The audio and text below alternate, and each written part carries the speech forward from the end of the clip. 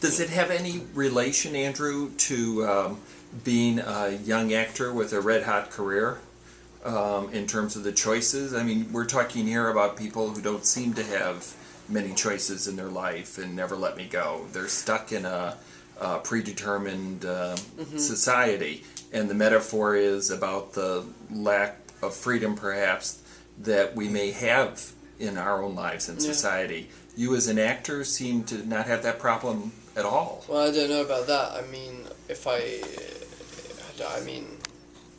there's always more to be had from life. You know, there's always, you know, I haven't been to the moon.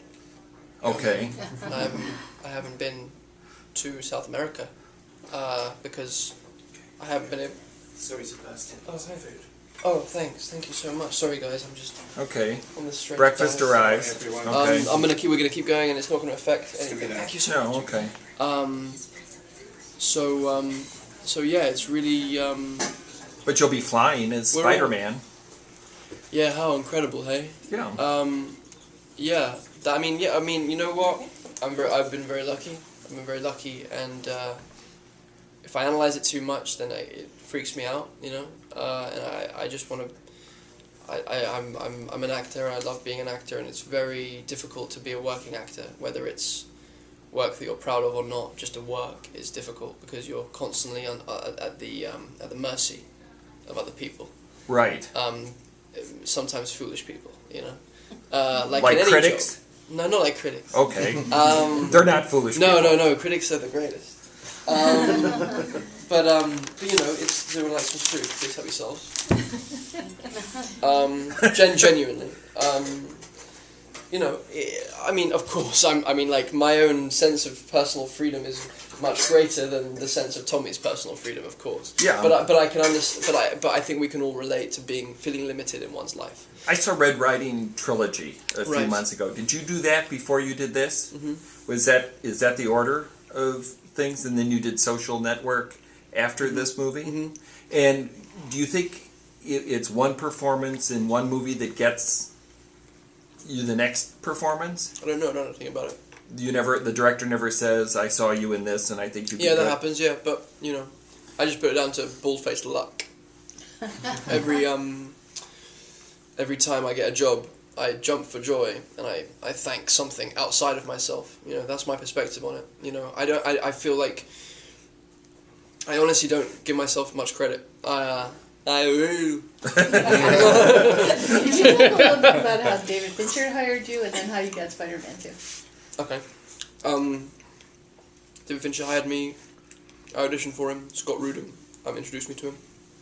And I auditioned for him a couple of times. And that's how that happened. And then Spider-Man came about in the same kind of way. I just auditioned and...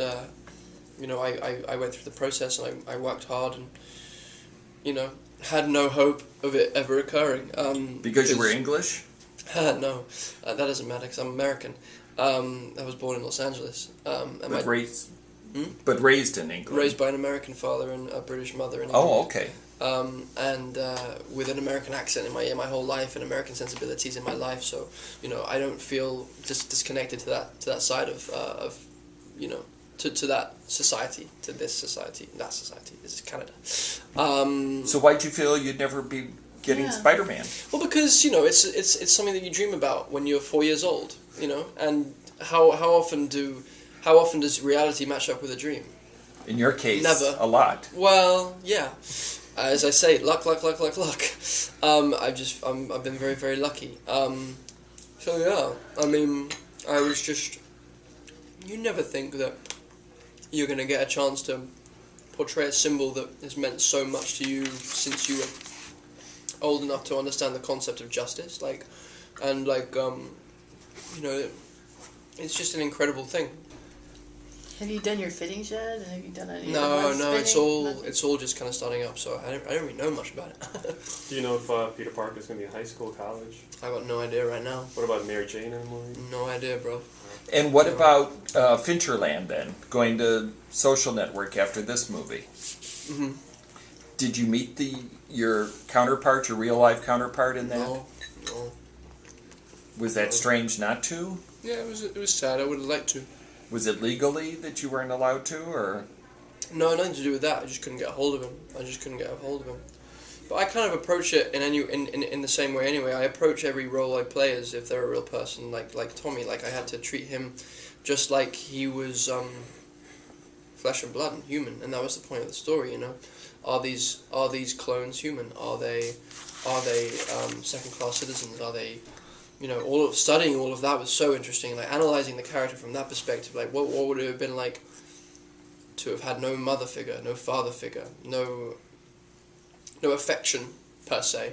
Like the teachers never touch us. The teachers never kind of put a hand on us or give us affection. So to start from that place, what does that do to the human body? What does that do to the human spirit? And the idea that even if they're not aware that a mother or father exists, or like, do they still yearn for a mother and father? And I think the argument was that they do. Like, if you're born human, there are certain nurturing things that you need. Like you know, the closest the closest equivalent I can think of is a child in foster care or a child who's an orphan. You know those kind of social implications and the kind of responses and tics that creates and how they can relate, and if they can relate, and how that shifts. So that was really interesting about doing Never Let Me Go, starting from that kind of imagination Of deprivation. And yeah, just a very different way of being reared, you know, and being ingrained that you're being reared for good reason. You know, how interesting that like it, but it happens. You know, it's reflective of life. So what did you read? Like, what did you do for your research to prepare for it? Did you read about people in cults or people in fascist regimes, or? Right.